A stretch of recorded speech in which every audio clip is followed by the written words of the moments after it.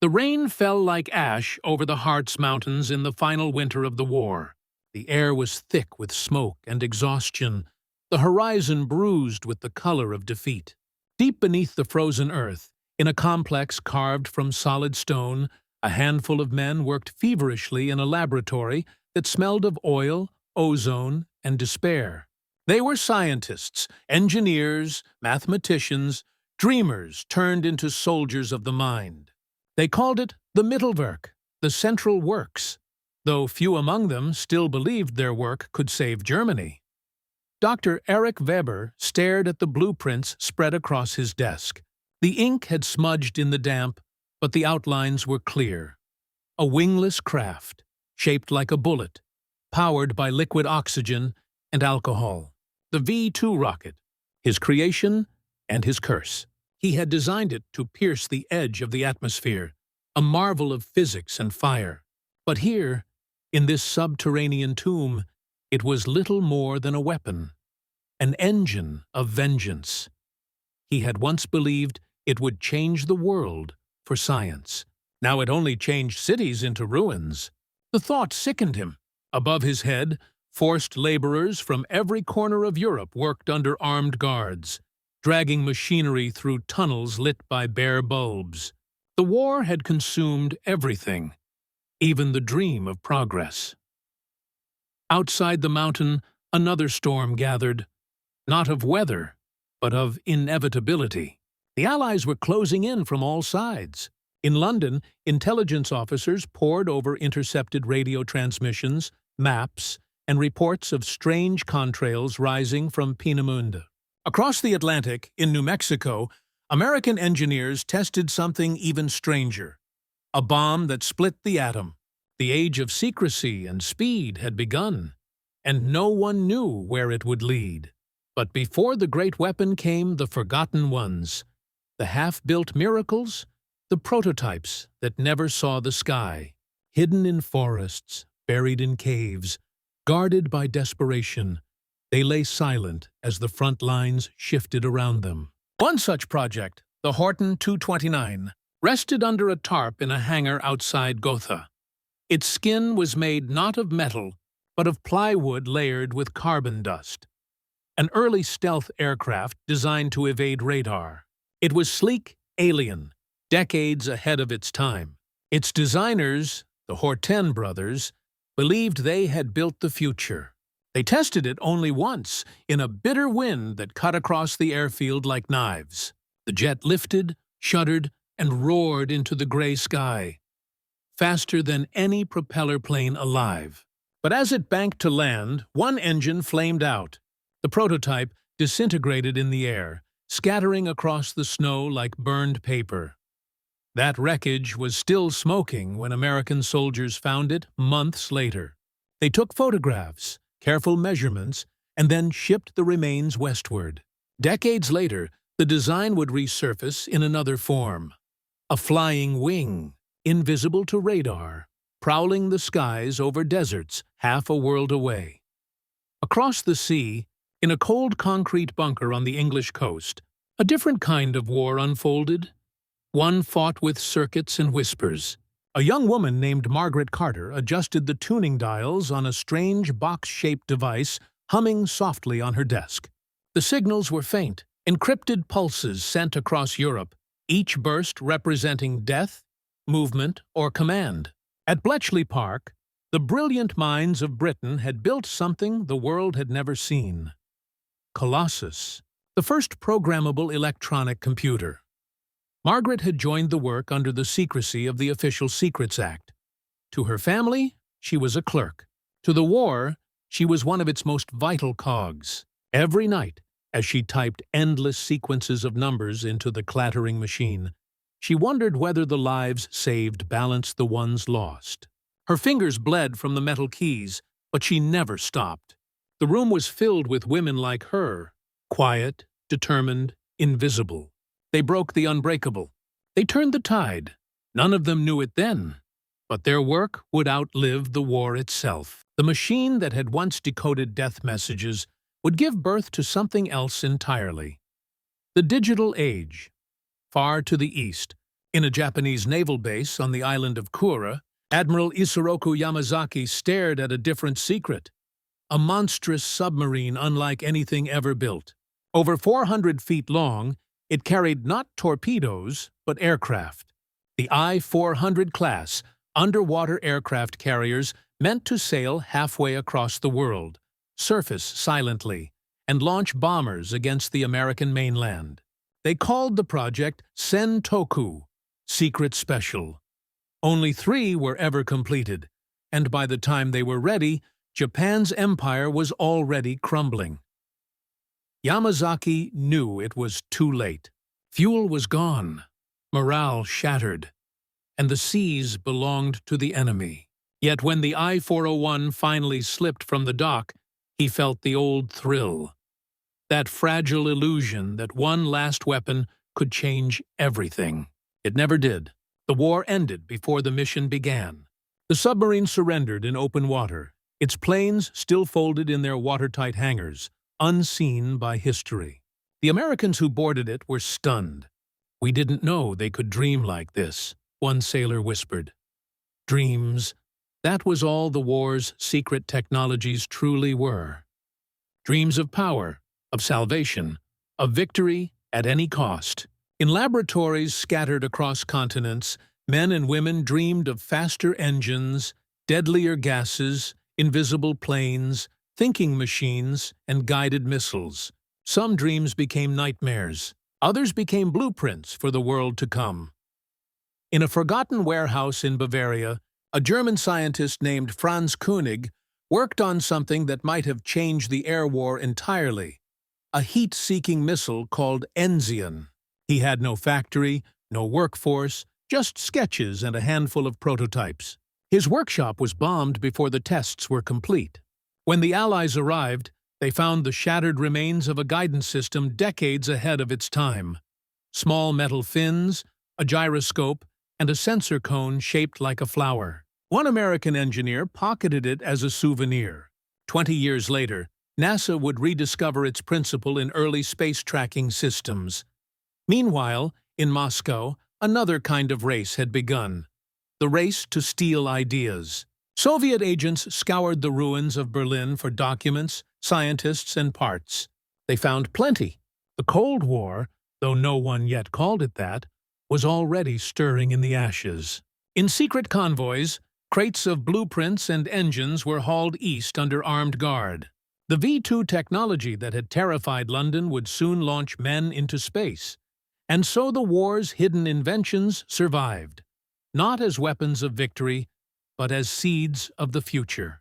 Radar became air traffic control. Jet engines became commercial flight. Computers became mines in metal. Nuclear fission became both terror and light. The war that nearly destroyed civilization had also, in its madness, given birth to the modern world. For the ones who built these machines, the war never truly ended. Dr. Weber, captured by the Americans in 1945, was brought to the United States under Operation Paperclip. They told him his knowledge would be used for peace now. He designed rockets for a new purpose, to reach the stars instead of strike cities.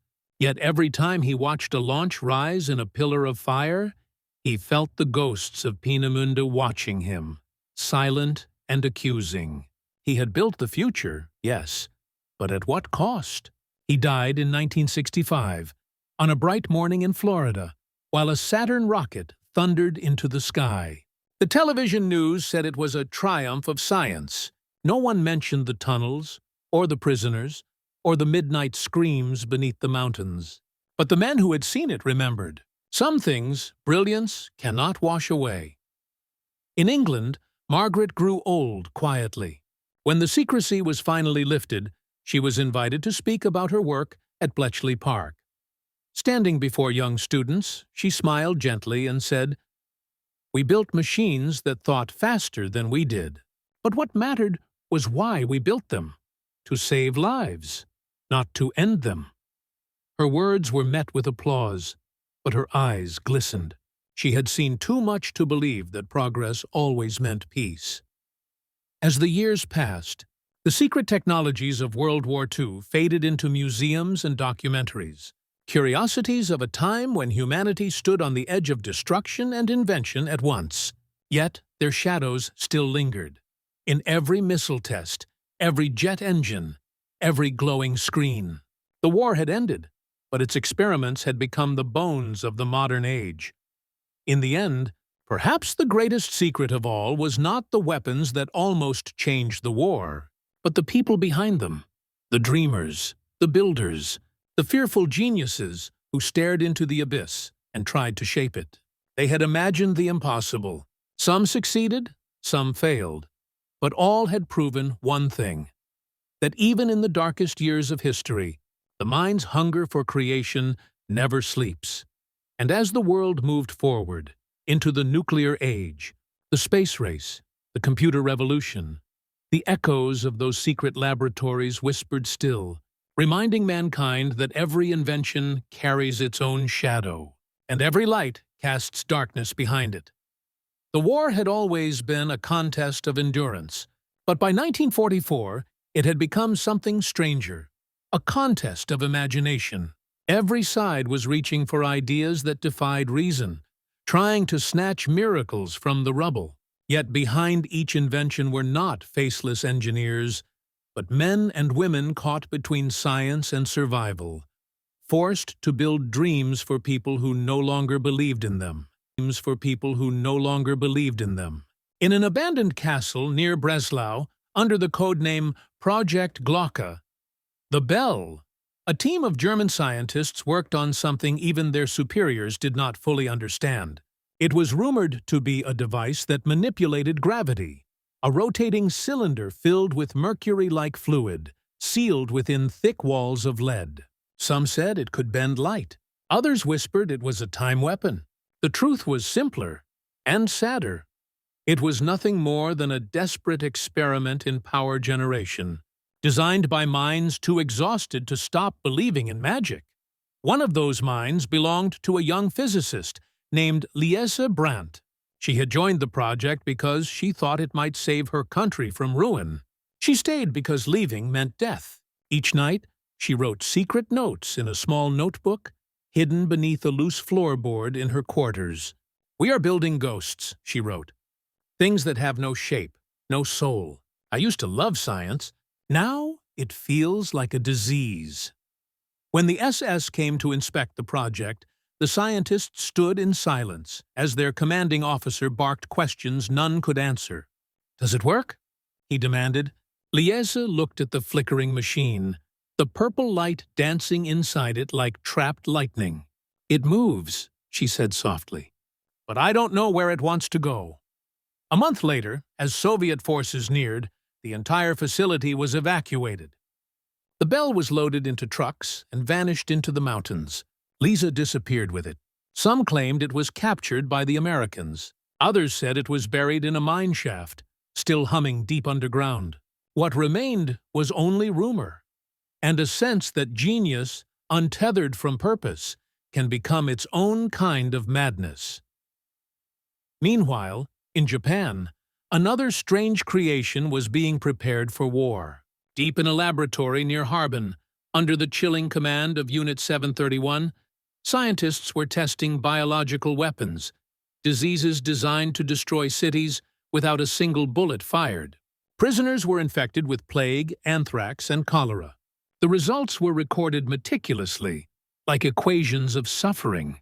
To the doctors who oversaw it, it was science. To the world, it would one day be remembered as horror.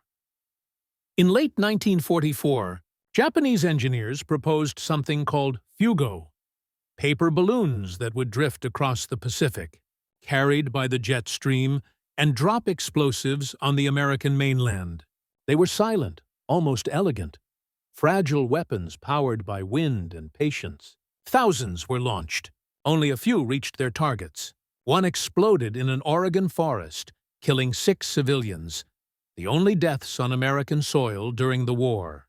The weapon was too imprecise, too gentle for a brutal age, but the idea that the sky itself could carry death lingered long after the last balloon vanished into the ocean. At the same time, in Britain, A group of eccentric scientists worked inside a converted country house surrounded by hedges and guards. They were testing something equally unthinkable: microwave weapons. The project, known as Operation Vegetables, was meant to disable aircraft engines using beams of concentrated energy. It never worked. The equipment overheated, birds fell dead from the sky, and one test nearly set the roof ablaze. But its failure was not in vain. Its principles would later guide radar jamming and guided missile systems. Even failure, in those days, could shape the future. The Americans, too, had their share of quiet miracles. In the dry heat of New Mexico, not far from the Trinity test site, a team of engineers under the guidance of Charles Kettering experimented with something they called Project Pigeon. It was exactly what it sounded like. Bombs guided by trained pigeons that pecked at visual targets projected inside the nose cone. Each peck adjusted the flight controls. The idea was absurd, and yet it worked. The pigeons never missed. The military laughed and canceled it anyway. Too strange, too unreliable, too alive. But in its logic, the seed of future guided weapons had already been planted.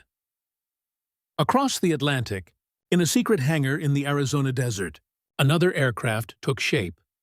One built entirely of wood, its surface smooth as silk.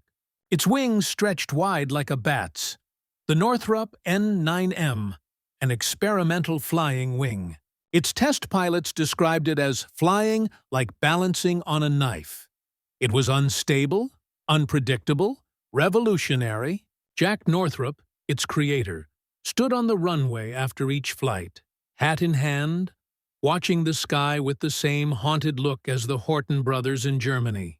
He knew he was building something for a future that didn't exist yet. When the war ended, the prototype was stored in a warehouse, gathering dust. Northrop would live to see its spirit reborn half a century later in the sleek black lines of the B-2 stealth bomber. "Too late," he said in one of his final interviews, "but not forgotten." Back in Germany, the final days were chaos. In the forests of Thuringia, technicians tried to assemble a weapon codenamed Wasserfall, the first surface-to-air guided missile. It could track bombers by radar and strike at supersonic speed. But fuel was scarce and the factories lay in ruins. The first test ended in failure. The second in an explosion that killed 3 men. When American troops arrived, they found the wreckage half buried in mud. One of them, a young officer named Robert Haynes, picked up a fragment of the shattered guidance system and turned it over in his hands. "This is from the future," he said quietly. He was right. Within 10 years, the same principles would guard entire nations against the weapons that followed. In those closing months, the race for secret technologies became something darker. Not about winning, but about possession. The Allies and Soviets each scrambled to seize scientists, blueprints, and machines. In the ruins of Nordhausen, under piles of twisted steel, they found the engines of the V-2. In Bavaria, they unearthed the remains of jet prototypes, disc-shaped craft that fed legends of flying saucers. In Peenemünde, they found notebooks filled with equations for orbital flight. The future, it seemed, had been scattered across the wreckage of a dying empire. Somewhere in the confusion, Erich Weber, the man who had once designed rockets for vengeance, was taken into American custody.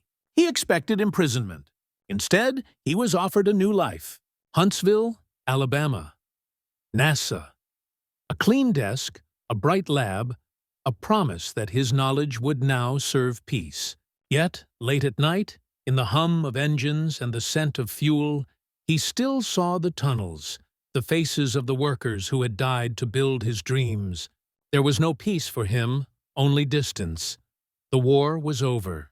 The world had survived its most dangerous experiment, but not without consequence. The secret technologies that almost changed the war had, in truth, changed everything. They had accelerated time, compressed centuries of invention into a handful of years. And though the battlefields grew quiet, the laboratories did not. The Cold War rose from those same blueprints, those same ambitions. The jet became the missile, The radar became the satellite.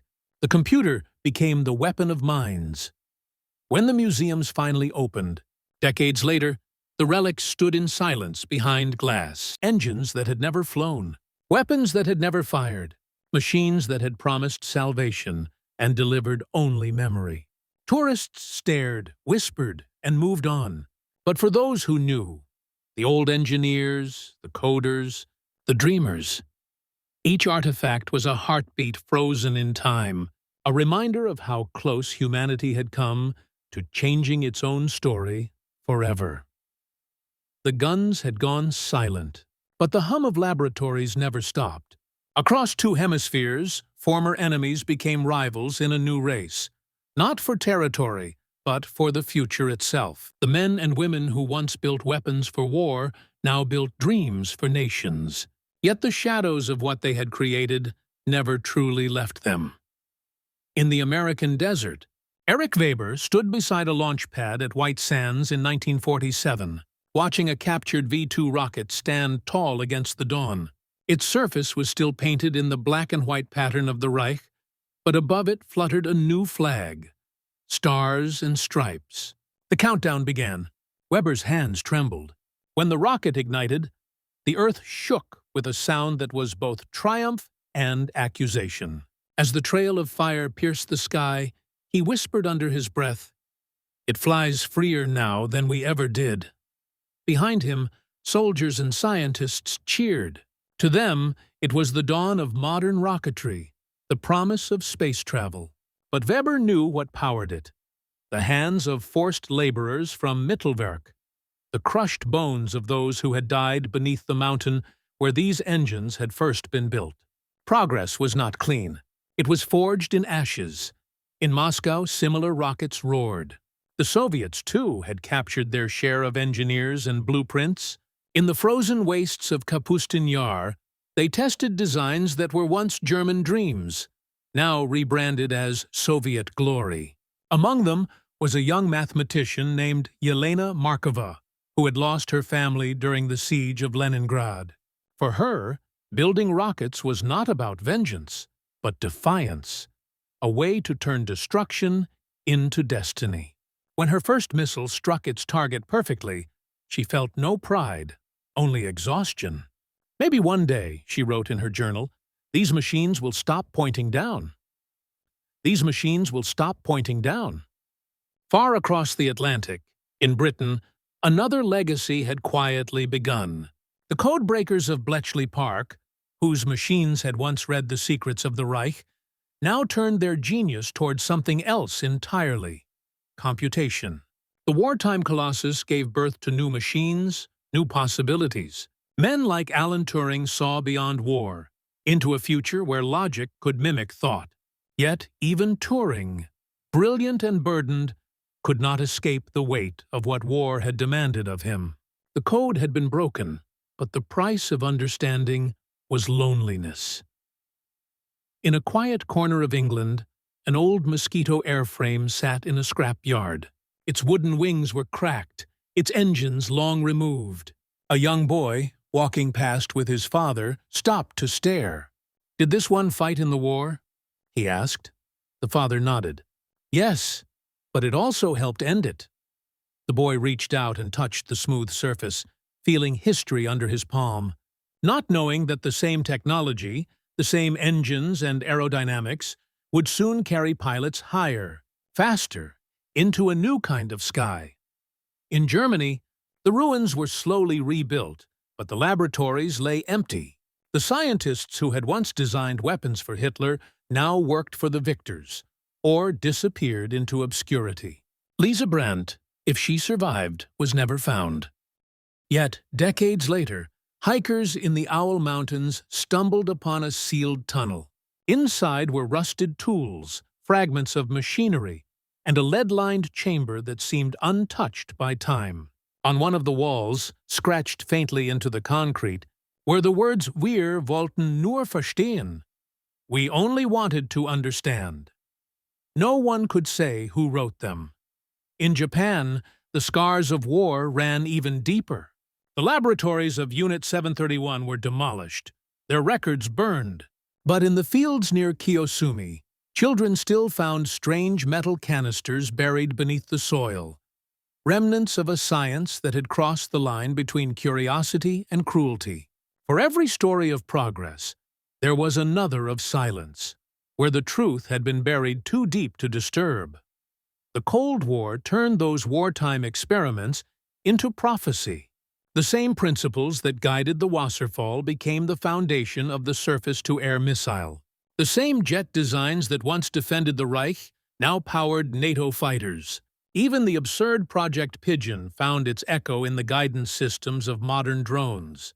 Each fragment of madness had become a building block of order. And yet, beneath the triumph, a quiet unease lingered. The scientists who had lived through the war carried invisible wounds, not of the body, but of conscience. Weber, now an old man, gave a lecture at a university in 1965. He spoke of mathematics, propulsion, and the elegance of physics. Then, as the students applauded, he paused and said softly, "We learned how to reach the stars before we learned how to be kind to each other." The room fell silent. He smiled faintly. That was our real mistake. In that same year, Yelena Markova, now working for the Soviet space program, watched as the first cosmonauts prepared to board their capsule.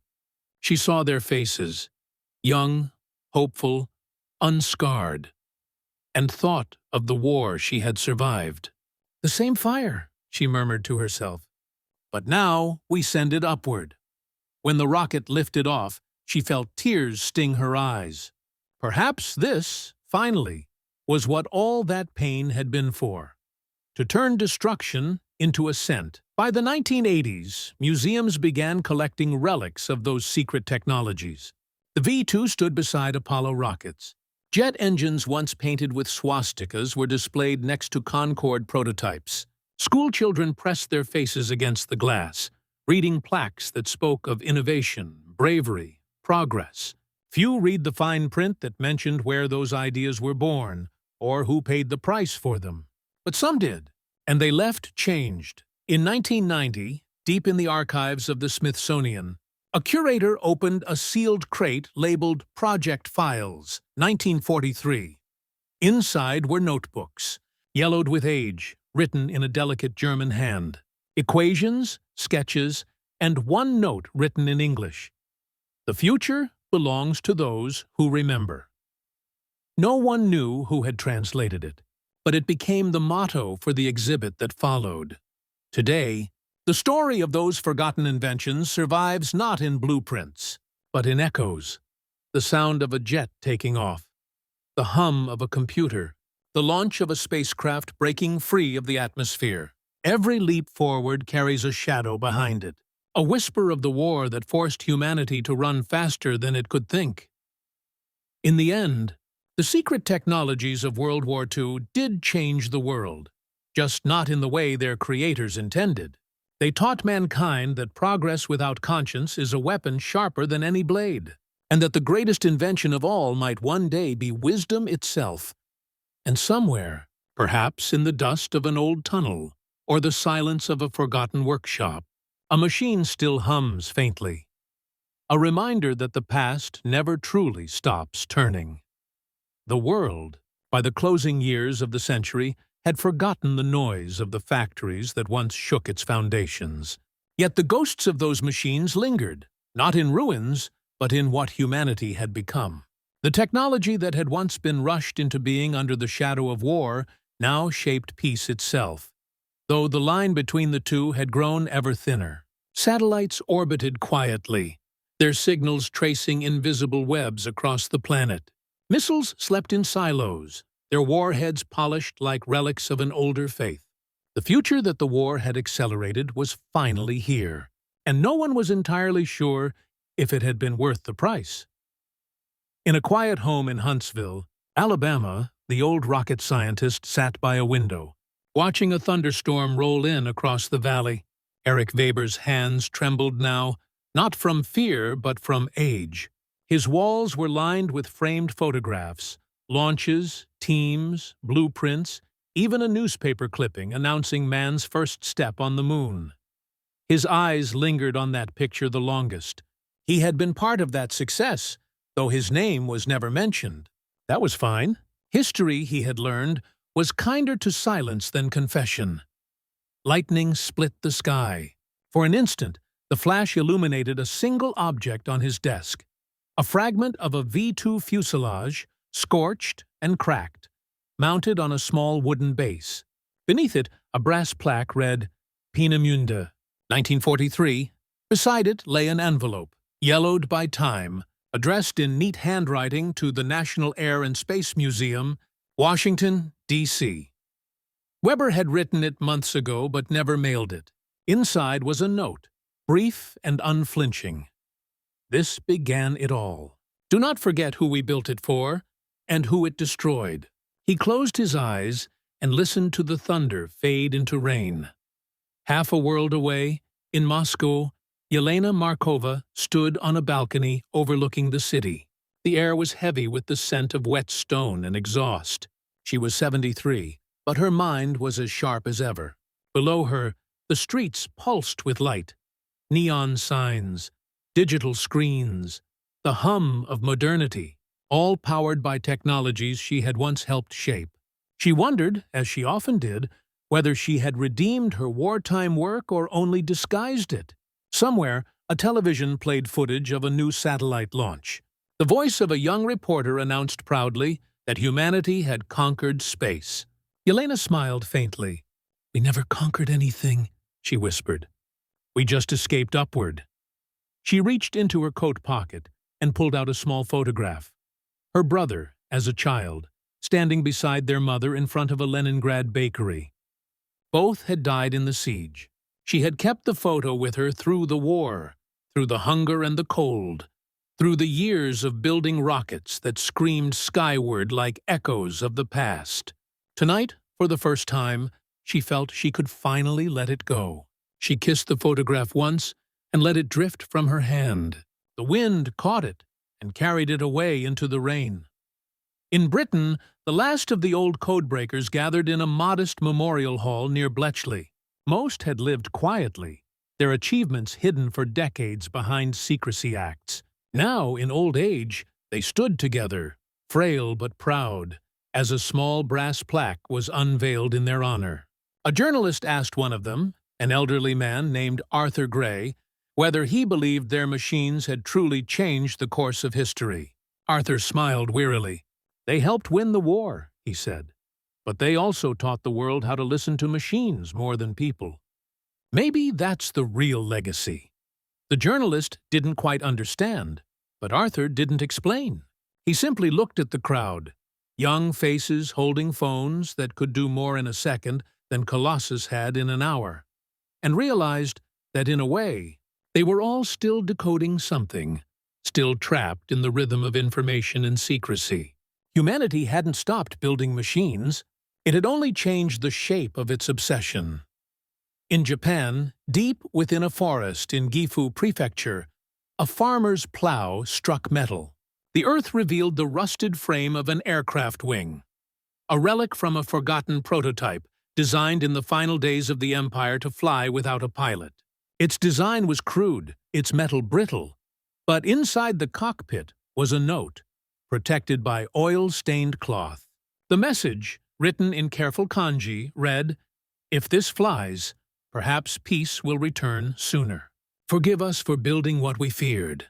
The note was taken to a museum where curators debated its authenticity. But for those who read it, it felt true.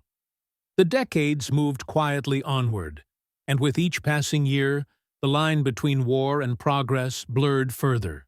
The rockets that had begun as weapons became the vehicles that carried probes to distant planets.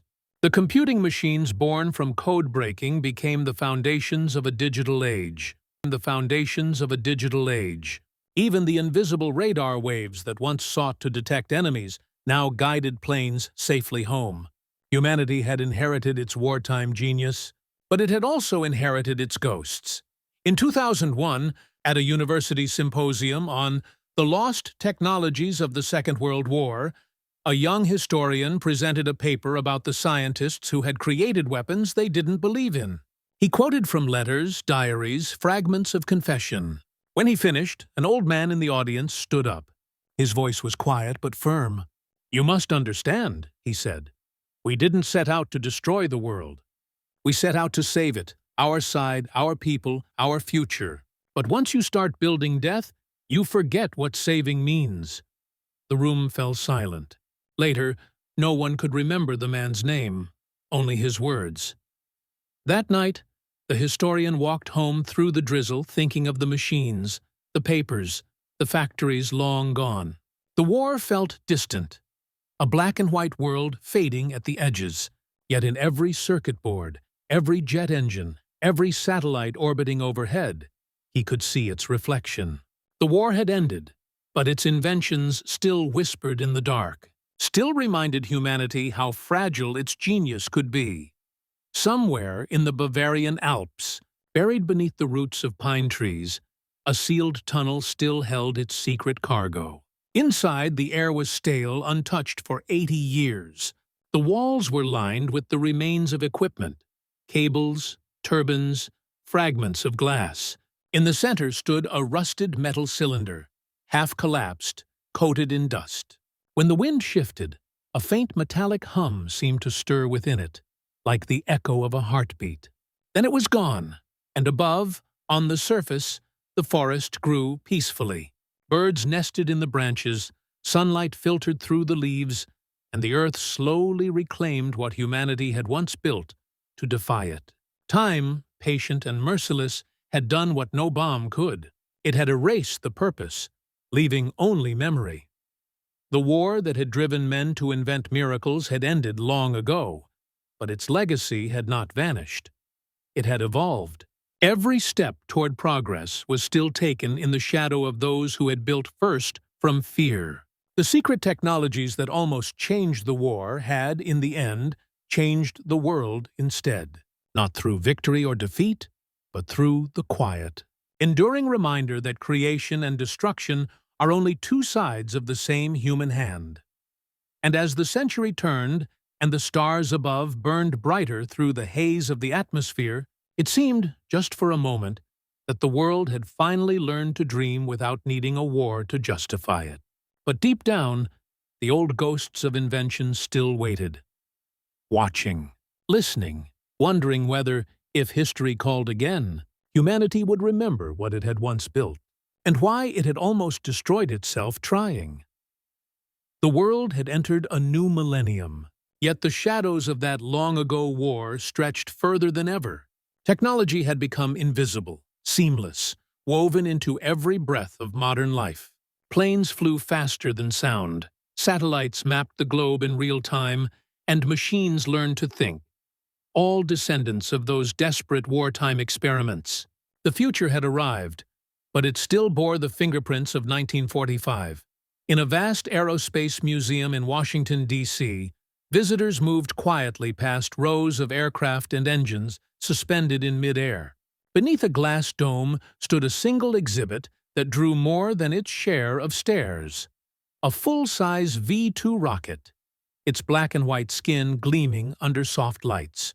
The plaque beneath it spoke not of vengeance but of legacy. From weapon to wonder, the beginning of spaceflight. Families took pictures, children pointed at its sleek lines, and tour guides spoke of science, ambition, and courage. Few noticed the small inscription etched discreetly along the base, a line Weber himself had once written. "Do not forget who built it, nor what it cost." A janitor polishing the floor beneath that rocket paused one night when the museum was empty. The building hummed with the silence of sleeping machines. He looked up at the towering missile and whispered, "You look peaceful now." Somewhere deep in the structure, the metal seemed to creak in response, like an old man sighing in his sleep. Across the ocean, in Germany, a team of graduate students explored the archives of what had once been Peenemünde. The old laboratories were gone, replaced by concrete shells and wind-swept grass. Yet beneath the dust, they found fragments of blueprints, handwritten notes, and a series of black-and-white photographs showing engineers standing proudly beside rockets that never flew. One picture showed a young woman among them, her gaze distant, her expression unreadable. Scrawled on the back were two words: Lise lebt, Lise lives. The students searched records, but found nothing more. No date of death, no family, no burial. One of them, a quiet historian named Anna, took the photo home and placed it on her desk. Each night, as she studied it, she felt a strange connection, as though the woman in the photograph was still waiting for something to be finished, a story to be told. Anna would later publish a book titled The Ghosts of Progress, dedicated to all those who built the future without knowing what it would become. Meanwhile, in a laboratory in Tokyo, engineers tested a new unmanned aircraft. Its design owed much to a forgotten sketch discovered in an old military archive. A glider drawn by an anonymous Japanese scientist in 1944, labeled simply Project Hikari. Light. The original had never flown, but now, as the drone lifted gracefully from the runway, silent and perfect, the chief designer felt a strange chill. He didn't know why, but he felt as though he was fulfilling someone else's unfinished dream. The past, he realized, never really ends. It just changes shape. In a small Russian town near Kaluga, Yelena Markova's granddaughter visited a modest grave marked with a simple inscription: Yelena Ivanovna Markova. She helped us reach the stars. The girl placed a single red carnation and stood quietly for a moment. Above her, contrails stretched across the pale blue sky, the paths of planes, missiles, and memories all at once. She had grown up hearing stories of her grandmother's rockets, of how they had once been born in war and reborn for peace. Yet even she felt a faint unease, a sense that technology always asked for something in return. That night, back in her apartment, she watched a live broadcast of a spacecraft docking with a lunar station. The image was perfect, crisp, silent. As the hatch opened and astronauts floated through the airlock, the announcer declared, "Another step for humankind." But the girl noticed the shape of the ship: sleek, narrow, unmistakably descended from the old wartime designs her grandmother had once drawn by candlelight. She smiled sadly and whispered, "It's all still the same fire, just burning higher." In England, Arthur Gray's great-grandson sat in front of a glowing computer screen, lines of code streaming past. He worked on an artificial intelligence program, teaching machines to think, to predict, to learn. On his desk sat a photograph of Arthur as a young man at Bletchley Park, surrounded by cables, switches, and the first computers. Sometimes, when the modern machine hummed and flickered in the dark, the boy swore he could hear the soft clatter of those old relays echoing through time. He once told a colleague, "We're still doing the same thing, trying to make sense of chaos with circuits." When asked if he feared what his creation might become, he simply said, "Only if we forget why we built it in the first place." Years later, long after the last of the wartime generation had gone, their inventions still whispered through the world. The jetliners that crossed oceans traced their lineage to the desperate prototypes of 1944. The guidance systems that steered rockets into orbit had begun as crude warheads meant to strike terror. The digital networks connecting billions of lives had their first breath in the secret halls of Bletchley. And yet, for all its progress, humanity remained haunted by the same question. Could it create without destroying? Every leap forward carried with it an echo of the old fear that somewhere, in the pursuit of perfection, the same mistakes might return in a new form. In a documentary filmed for the 80th anniversary of the war's end, historians and survivors spoke not of battles, but of inventions. A soft-spoken narrator concluded, "They built the future one failure at a time. They reached for miracles in the ruins. And though the war ended, their race never truly stopped. We are still running it, just on a different battlefield. The screen faded to black, leaving only the faint hum of a machine, a sound older than memory. Somewhere, in a forgotten tunnel beneath the Bavarian woods, the last relic of Project Glock sat silent and cold. Its shape had corroded, its metal eaten by decades of damp earth. But on certain nights, when lightning cracked the mountains and thunder rolled like distant artillery, the old device seemed to tremble, as if remembering the pulse of power it once held, the hope, the madness, the dream of men who tried to bend the laws of nature to their will.